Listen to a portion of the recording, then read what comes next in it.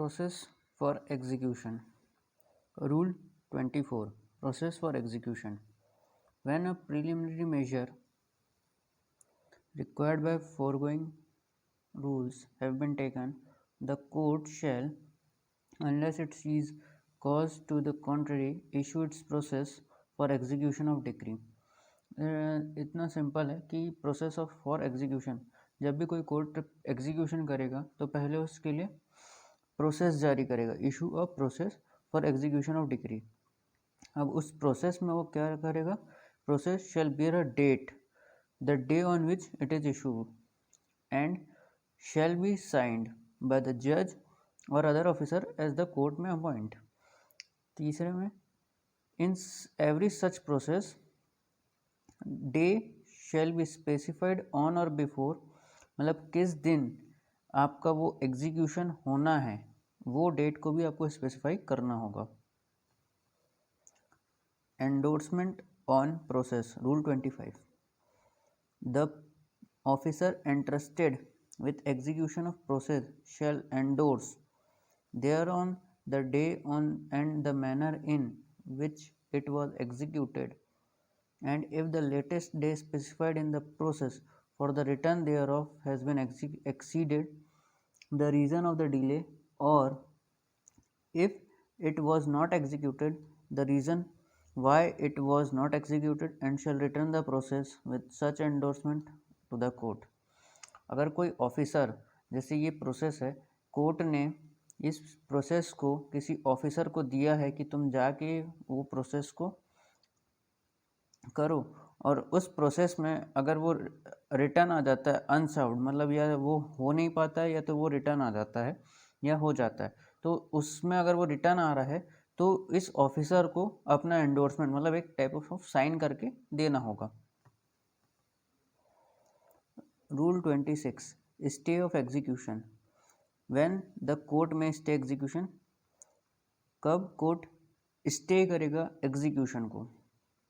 The court to which a decree has been sent for execution shall, upon sufficient cause being shown, stay the execution of such decree for reasonable time to enable the judgment debtor to apply to court by which the decree was passed, or to any court having appellate jurisdiction in respect of decree or execution, for an order to stay the execution, or for any other order relating to the decree or execution which might have been made by such court of first instance or appellate court, if execution has been issued thereby, or if the application for execution has been made thereto।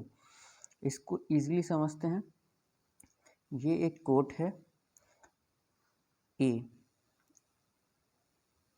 इसने decree pass की है, इसने इस decree को execute करने के लिए court number B में भेज दिया फॉर एग्जीक्यूशन। अब जजमेंट डेप्टर, ये जो कोर्ट है, कोर्ट बी, ये स्टे कर सकता है। स्टे कब करेगा?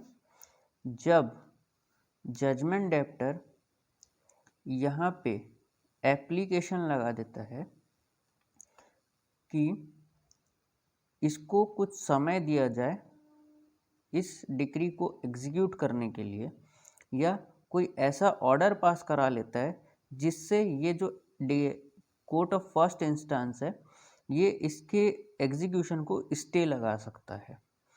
तब कुछ समय के लिए, फर्स्ट लाइन अपन पढ़ते हैं इसकी, the court to which a decree है सेंड फॉर एग्जीक्यूशन, जिसको डिक्री सेंड की गई है एग्जीक्यूशन करने के लिए, वो sufficient cause to being shown stay the execution, stay कर रहा है एग्जीक्यूशन को फॉर रीजनेबल टाइम,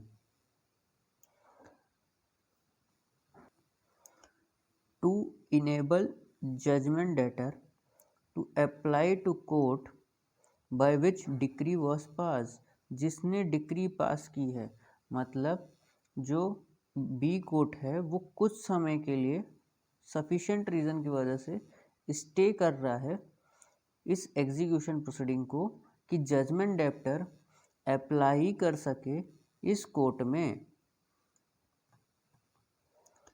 क्लॉज 3 पढ़ते हैं। Power to require security or impose condition upon judgment debtor before making an order to stay execution. मतलब ये जो court है, ये कोई भी ऑर्डर करने के पहले, कौन सा कोर्ट? A court. कोई भी ऑर्डर करने के पहले जजमेंट डेप्टर से क्या मांग सकता है? सिक्योरिटी मांग सकता है। Liability rule 27, liability of judgment debtor discharged. No order of restitution or discharge under Rule 26 shall prevent the property or person of judgment debtor from being retaken in execution of decree sent for execution। मतलब अगर कोई भी property का जो ये court है, court number A ने अगर कोई ऑर्डर कर दिया है बी को कि इस प्रॉपर्टी का रेस्टिट्यूशन या फिर डिस्चार्ज होना चाहिए, वो जो ऑर्डर पास हुआ है रूल 26 में, उसमें रेस्टिट्यूशन या डिस्चार्ज हो गया है, तो जो जजमेंट डेटर है वो एग्जीक्यूटरी कोर्ट से जो रेस्टिट्यूशन करवा सकता है, अपनी प्रॉपर्टी को प्रिवेंट कर सकता है। सीधी बात है। मतलब अगर प्रॉपर्टी उसकी सीज होने वाली थी या अटैच होने वाली थी तो वो उसको वापस ले सकता है, अगर कोर्ट ने ऑर्डर कर दिया है तो, जिसने डिग्री पारित की है। सेम रिलेटेड है rule 28, order of court which passed decree or of appellate court to be binding upon court applied to any order of the court by which decree was passed or of such court of appeal as aforesaid in relation to the execution of such decree shall be binding upon the court to which the decree was sent। यहाँ पे ऐसा है कि just suppose कीजिए कि हमने a court ने B court को भेजा था एग्जीक्यूशन करने के लिए, और इसी से रिलेटेड जब बात आई, जजमेंट डेप्टर ने इस कोर्ट पे या इसके अपील, जिसकी इस कोर्ट की अपील सपोज कीजिए इस कोर्ट की अपील सी पे के पास जाती है, तो जजमेंट डेटर ने सी को अप्लाई कर दिया कि ये ऑर्डर जो एग्जीक्यूट होने वाला था उसको स्टे कर दिया जाए।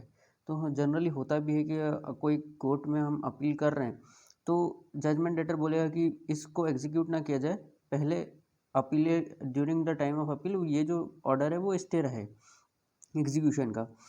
तो जो एग्जीक्यूशन का जो ऑर्डर पास किया है सी ने या ए ने, वो बाइंडिंग होगा, इसके जो ऑर्डर होगा वो बाइंडिंग होगा। बाइंड किसको करेगा? बी कोर्ट को। ये बोला है rule number 28।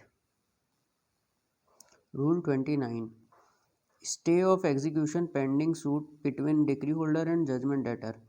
Where a suit is pending, अगर कोई सूट पेंडिंग है in any court against the holder of decree holder of such court, or a decree which is been executed by such court on the part of the person against whom the decree was passed, मतलब against whom the decree was passed मतलब judgment debtor, the court may on such terms as to the security or otherwise stay execution of the decree until the pending suit has been decided। इसका मतलब है कि जो court ए है जो degree पास किया और जो कोर्ट बी है, इसमें समझ लीजिए एक्स वर्सेस वाई का सूट चल रहा था। इसमें एक्स जो है वो डिग्री होल्डर बन गया और वाई जो है जजमेंट डेटर बन गया। तो इन दोनों का सूट एक इसमें चल रहा था या इसमें चल रहा हो, इनमें से किसी में भी चल रहा हो, तो जब तक during the pendency of suit हम इस जो एग्जीक्यूशन के ऑर्डर को स्टे कर सकते हैं। स्टे कौन कर सकता है? जिसने डिक्री पारित की हो या फिर जिसने डिक्री बीइंग एग्जीक्यूटेड, जो कोर्ट एग्जीक्यूट करेगा, दोनों में से कोई भी कोर्ट उसको स्टे कर सकते हैं।